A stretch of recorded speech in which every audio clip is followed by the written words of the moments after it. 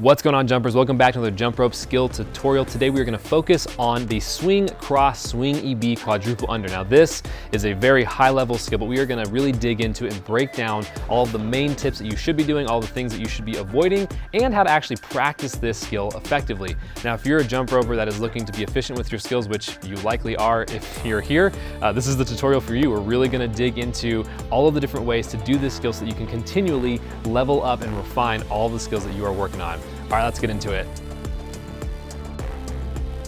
So before trying the skill, there's a couple of different skills that you should be able to do. First is a strict quad. So open, open, open, open. So 4 different rotations just up in the air, get that done. Also a swing, swing, open, open quad. So 2 swings and then 2 opens at the end. A swing cross double under and a swing EB double under.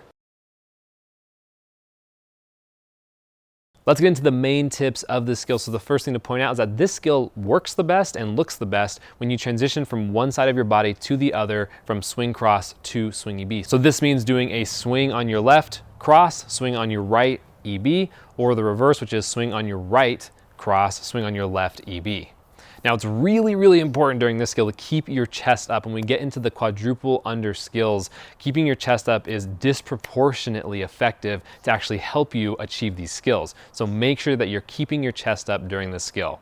One way to help out with that is to keep your eyes pointed forward and looking out directly in front of you. We also want to keep those swings really close to our body. We want them to go upright and vertical, but really tight to our hips, and keep them really close to the center of our body as much as we possibly can. Now, we also want this rope to move as fast as we can get it to go. Now, admittedly, this is where we get into a little bit of trouble with getting really gnarly whips during practice, but we really want to make sure that that rope is moving as fast as we possibly can and balancing that also with our control. So as fast as we can go while maintaining control of the movements. Now in the last rotation of this skill with the EB, we really want to make sure that we're driving the rope mostly with our back hand that's going behind our body. That hand really does the majority of work to keep the rope moving, especially as we're finishing up this skill. It's also really important that we're keeping our hands really close to our waist during this last rotation when we're using our back hand to drive the rope. We want to keep those hands really close to our midline and close to our waist as much as we possibly can. All right, so the last main tip is to make sure that we're tucking our knees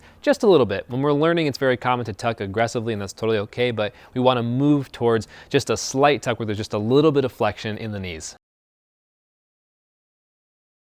All right, so things to avoid. Number 1, we want to avoid looking down. If we look down, if we drop our chest, we're really gonna cut off several inches of height that we could have otherwise really used to do this skill. We also want to avoid swinging wide. Swinging out wide makes it a lot harder to get the rope back into place, and it increases the risk of potentially whipping ourselves very hard. Now we really want to avoid slowing down the rotation of the rope during that last EB placement. Now this is really common when you're first learning to have the whole rope slow down as we go into that EB because it's very new. It's kind of awkward when you're first trying. Really make sure that you go back to the main tips and really focus on driving with that backhand to keep the rope moving at the correct speed. We also really want to avoid letting our hands drift too far away from our midline, whether that's too far in front or behind, because once we add separation away from our body, that's where we start to introduce a really sketchy area of potentially catching up our feet and then getting a very nasty whip. So make sure that your hands, again, are staying really compact and not drifting out too far away in front or behind of your body.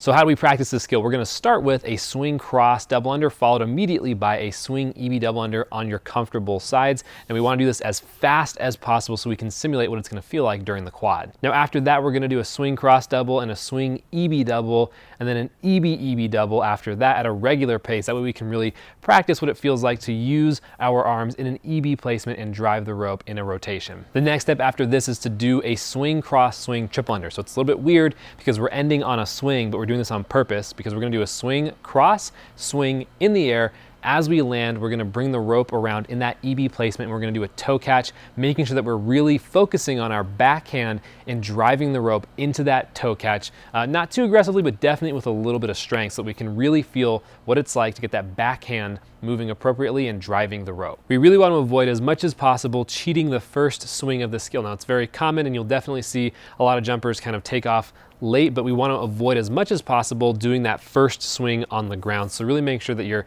taking off as soon as possible to try to get that full first swing happening in the air. Now, the last step of this progression is to do a swing, swing, open, triple under, immediately followed by the full swing, cross, swing, EB, quad. This way we can actually use that triple under to set yourself up in a nice, efficient manner, get your body squared off appropriately, and then you can hit that quad, get it done nice and efficiently, make it look really clean. If this answered your questions about the swing, cross, swing, EB, quad, send it off to a friend that you think might also enjoy it. If you have any questions at all, leave a comment down below or hit me up on Instagram at Nate_KG. All right, guys, I will see you in the next jump rope skill tutorial.